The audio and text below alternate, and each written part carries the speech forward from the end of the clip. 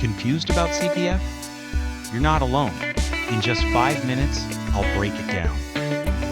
What it is, how it works, and how to use it smartly in 2025. CPF, or Central Provident Fund, is Singapore's mandatory savings scheme for retirement, housing, and healthcare. Your CPF is split into 3 accounts: OA, ordinary account, mainly for housing; SA, special account, for retirement; MA, Medisave Account, for healthcare. If you're under 55, up to 37% of your monthly salary goes into CPF. 20% from you, 17% from your employer. This reduces as you age. It's tax-free, and it grows with interest, up to 5% yearly in your special account.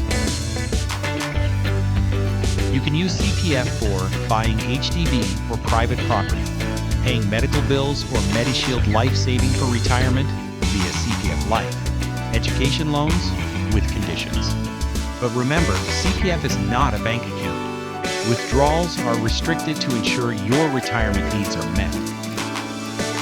What's new in 2025? Retirement sum increased slightly for inflation.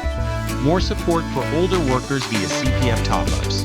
Higher housing grant limits when using CPF digital tools on CPF app. Now track your balance better than ever. Here's how to grow your CPF faster. Top up your special account before 31st December for tax relief transfer excess OA to SA for higher interest. Track your milestones via CPF mobile app. Start early.